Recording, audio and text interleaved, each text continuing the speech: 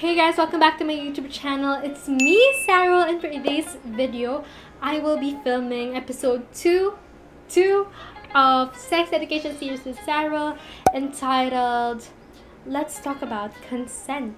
And if you guys want to know more about this video, then please keep on watching. So hello guys, I'm back after 2 weeks of not filming. Short chikahan lang or live update. Recently yun nga, I've been unmotivated and like nakakawalang gana lang kasi back to ECQ na naman. We're in quarantine. Kailangan pa rin naman talaga stay at home. Pero alam mo yun, parang walang nagbago. Siguro, ang nagbago lang, nag-online classes pa rin po kami, opo. Ayun, isa pa yun, it's been draining me. I don't know why, pero I think everyone is feeling, if not everyone, most of us are feeling the same way. Nahihirapan tayong gumawa ng schoolwork, nahihirapan tayong gumawa ng kahit anong bagay. Parang everything's just so draining. And yun nga, nung nag-Holy Week, I decided to take a break and just rest and have a social media break. Those things really helped me to recover my motivation and at the same time recover my spirit ko of filming, of doing my work, of doing schoolwork, lahat yon. And if you need to take a break, this is your sign to take a break because it did help me recover, my motivation, lalo na yung for the past 2 weeks na nagpapahinga lang talaga ako. Well, nag-schoolwork rin, pero yung pahinga ko, yung wala masyado akong iniisip. Anyway, dumaldal na po ako po. I'm back at it again with another video. And for today's video, actually, I'm so excited. Finally, I am filming after 2 weeks. Ito na nga po. Inspiration ko behind this topic, which is consent. This month, it's April, and we all know, and if you didn't know, it is actually Sexual Assault Awareness Month. The thing about that is, it inspired me to film a video related to it, which is about consent. And I know that parang kung isipin, consent is not that important to talk about. It's such a simple thing. Pagpapaalam lang naman yan. But when you think about it, it is actually more than pagpapaalam. It's more than that. Medyo complicated actually yung consent kasi a lot of people and teenagers especially are confused when it comes to consent. Like, ano ba dapat yung mararamdaman mo kapag oo ka sa isang bagay? Ano ba dapat yung gawin mo kapag may pag-alinlangan ka? So, we will talk about these things. And for me, consent should not just be taught in a sexual way. Applicable rin siya sa lahat ng bagay. Yung pagkabata natin, may consent na doon, and we will be talking about it later on. Hanggang sa pagtanda, patuloy yan hanggang sa pagtanda. When we are teenagers, when we are adults, consent is really applicable in all aspects of our life. So for the first part of this video, let's first define consent. When we define consent, it is actually permission for something to happen or agreement to do something. So, sa madaling salita, ang mantra ng consent ay yes means yes and no means no. For example, mag-aaya kayo ng friends mo sa party. Pero itong si ate mo, girl mo, na kaibigan mo, may exam siya tomorrow. Eh, ito na yung last party for the SEM, ganyan. Tapos kayo talaga, nagpupumilit kayo. Pero si ate mo, girl, hindi nga. Ayaw niya nga. Ibig sabihin, hindi niya kayo binibigyan ng consent na hilahin siya dun sa party. She is not comfortable with actually going to the party kasi nga, she prioritizes her ACADS over partying. So yun, as simple as that. Consent na yun, diba? Wala yun sa wala yun sa sexual way. Pero that's actually consent. So kapag ganun, huwag yun napilitin yung friend nyo kasi nag-no na nga siya eh. Parang ganun na nga yung gustong sabihin ng consent. You're giving a permission for something to happen. Dapat both parties should have agreement on something. Before we talk about what consent should be or what consent should not be, we first talk about consent among children. Alam nyo ba na as young as 2 to 4 years old, kailangan nyo na silang turuan about consent? Hindi nyo yun alam. Bakit kailangan natin sila turuan? Why should we teach consent among our children? So first, yung consent na yan, it also deals with their body parts. So when I say pag it deals with body parts, as I mentioned in my last video, we should be able to teach our children to know the proper names of our reproductive system or kung ano yung body anatomy natin. Like for example, yung hands. We always teach our children na we have 2 hands, ganyan, legs, feet, but we don't really mention our vagina, our penis, our breasts, yung mga yan. Kasi we think that kabastos-bastos sila, na it's shameful for children to mention those things. When in fact, it shouldn't be shameful kasi they are just body parts. I know 2 to 4 years old pa lang yan, diba? I believe that these things should be taught early kasi madadala nila yan sa pagtanda eh. Hanggang sa tinuturuan mo sila at a young age, magmamark yan sa mind nila na, okay, turo to sa akin ng parents ko before na masama to. So, hindi ko yun gagawin. Yung ganun, kasi yung mga basic life values, madadala nila yan sa pagtanda. Kaya nga for me, it's very important na yung parents very vocal about this. Wala na tayo sa panahon na dapat lahat in secret. Kasi in this day and age of social media and the internet, children can easily search anything on the internet. Hindi siya yung parang dati na hindi mo makikita kaagad, either na sa TV yan, sa radio yan. Ngayon, given that we have the internet, the power of social media, we should be able to communicate these to our children rather than them searching those things sa internet. Kasi nga, the internet is not a safe space for children. So, next is, children should also be able to know when or how to say no to things. For example, kinikiliti natin yung mga pamangkin natin, yung mga anak natin. If they feel uncomfortable with that, we should be able to stop, respect it. Pause, take a moment na, okay, my child or yung pamangkin ko can make her own decision. And with that, I will respect it. Kasi nga, she's feeling uncomfortable kapag kinikiliti mo siya or kapag hinahawakan mo siya kung saan-saan. If the child is able to say no and you respect it, he or she will be able to also learn how to respect when sila naman yung pinagsasabihan ng no. So, parang two-way yan. Kaya, very important talaga ang consent sa children kasi yun yung mga basic values, yung basic human decency, madadala talaga nila yan sa pagtanda. That's why it's very important that we teach them consent. And lastly, they should be able to know what personal space is. When we say personal space, if pinapayagan ka niyang makipaglaro with you, edi go. Kasi he or she is actually agreeing to play with you. Pero if he wants alone time, if she wants to be alone, ganyan, we should be able to also respect it. Kasi nga, respect begets respect. And, ayun, madadala nila hanggang sa pagtanda. And I will not get tired of saying that madadala nila yun sa pagtanda. Kasi totoo, if you teach our children the proper way, or if you set a good example to them, they will surely also look up to you. See, sex education is not all about sex naman eh.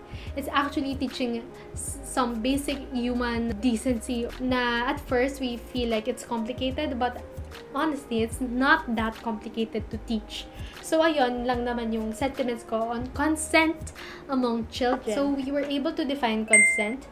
We were able to teach consent among children. Now, we will be talking about consent on adults or teenagers. But before that, let's dig into what consent should be. Kasi later on, we will dig into what consent should not be. Here are the 6 things what consent should be.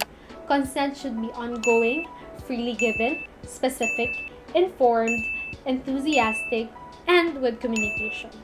Let's give example to each category of what consent is. So, number 1, ongoing. So, consent should be ongoing. When we say consent should be ongoing, hindi lang siya natatapos sa simula. Kailangan rin yan magpatuloy hanggang dulo or hanggang huli. Kasi hindi porket nag-oo ako sa isang bagay, mag-oo na ako hanggang sa dulo. O, have the scenario ulit na about drinking naman. Let's say, pumayag ako na magpa-first shot ka sa akin. Tapos, sabi ko, pre, ayoko na, hanggang 5 lang kaya ko. Pero sinabi mo, kaya mo yan, pre. Sabi ko, pre, di ko na kaya, ayoko na. I know where you guys are in the party. Pero, as a person, alam mo yung limit mo, diba? Alam mo kung hanggang saan lang yung kaya mo. And when your friend can still say no, you should be able to respect it. Kasi ayaw ng friend mo malasing or kaya magdadrive pa siya. Okay siya uminom. Nag-consent na nga siya na pwede siya uminom eh. Pero yung pagpatuloy mo hanggang sa lasingin mo siya, parang that's not consent anymore. So, yun. We should be able to respect consent. Pero what if naman pag sa sex talaga? So, very important rin tong pag-usapan kasi I think women are confused when it comes to consent na minsan, feel natin okay lang ng umoo. Pero as time goes by, nagiging mas uncomfortable siya. Mas nagiging parang nagdadalawang isip ka na. And the moment na nagdalawang isip ka, ay naku girl, may mali na doon. Sinasabi ko sa'yo kasi nagkakaroon ka na ng doubt na, tama ba itong ginagawa ko? Parang di naman ako masaya sa ginagawa ko. Kasi nga, number 2, consent should be enthusiastic. Bukod sa ongoing siya, na dapat lagi kang kinukumusta ng partner mo kung comfortable ka ba sa ginagawa nyo, it should be enthusiastic. Kailangan na alam mo hindi ka napipilit or pinipilit lang. Hindi pwedeng nakasimangot ka tapos hindi mo naman pala gusto. So again, pag enthusiastic ka, yes means yes. Dapat yung 100%, hindi lang yan dapat 100%, 101% ka dapat na nag-yes. Now you know. Charot. So, yun. So, third, very specific. So, when we say specific, may mga boundaries and limits rin lang tayo. So, it's very important for you to tell your partner kung ano yung boundaries and limits mo when you guys are having sex. Kasi hindi naman pwede, sige ka lang na sige, oo ka lang na oo, pero sa totoo, hindi mo na pala nagugustuhan. Ito yung pagka-specific, pumapasok na rin dyan yung communication. It's very important for you to be able to communicate your limits and your boundaries with your partner. Kasi, kapag naku-communicate mo yung limits and boundaries mo with your partner, healthy kayo. I mean, marunong kayo rumespeto sa kung ano na yung kaya ng isa't isa. Yung lalim nun. Pero to, marunong kayong rumespeto sa kaya ng isa't isa.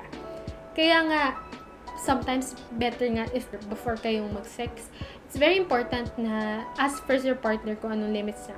Ask him or her ano yung mga kaya nyo, hindi nyo kaya, ano yung mga gusto nyo gawin, at hindi nyo kaya gawin. Kasi, sign yan ng healthy relationship. Again, hindi pwedeng oo ka lang na oo sa lahat ng bagay. Make sure you're still able to make decision for yourself. So, next is freely given and informed. So, yung una, syempre, freely given. Matik na yan pag consent. The moment na nagpaalam ka na, dapat hindi ka lang napilit ng mga kaibigan mo or ng partner mo or ng kahit na kanino. Dapat ikaw lang yung nagde-decide for yourself. Parang, okay, sige, gusto ko yan. G ako, okay, fine, let's go. Let's go, let's get it! Ganun. Dapat hindi yan with pag-aalinlangan. Dapat hindi ka rin binablackmail. Dapat gusto mo talagang gawin. And lastly, ito na yung pinaka-important, which is informed. Ito yung isa sa mga favorite quote ko na nakita ko on social media. It's about consent, and it says, consent to sex is not consent to unprotected sex. So, Sarell, what does that mean? Ang bigat naman kasi. Kailangan tanungin mo rin yung partner kung gusto nyo ba ng protected sex. Siyempre, encourage ko kayo na magkaroon ng protected sex, di ba? Either contraceptives, pills, or IUD, bahala kayo. Pero better kung meron, di ba?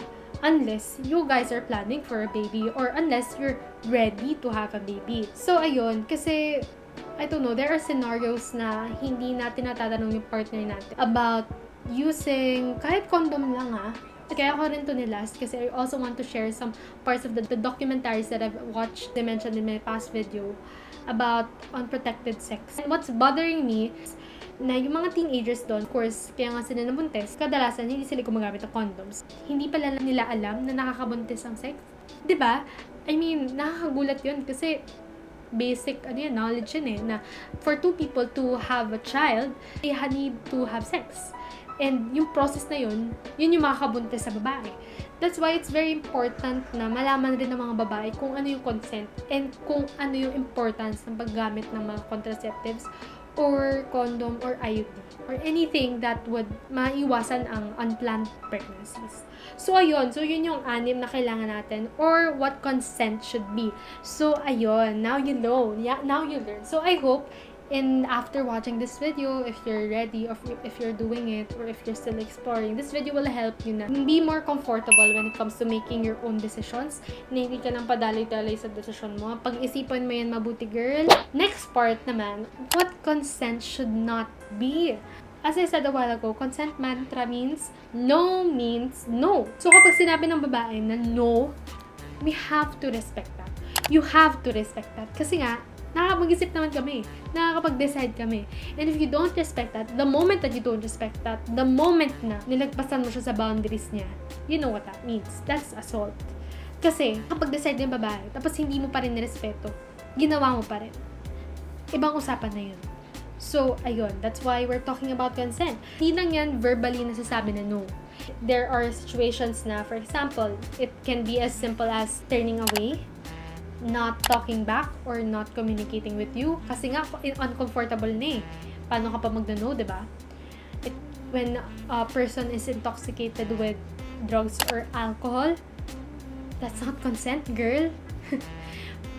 Hindi porket nakainom yung babae, oo na yan. Pwede mo na yan magalaw. Okay? Oo, galit ako. Pang-apat, when people are not yet ready for it, if hindi sila handa. Yung for example, yung kanina nga, yung pag-iinom. For example, hindi talaga uminom talaga yung kaibigan mo, you should respect it. You should not force her to drink because he or she is missing out on life. Diba?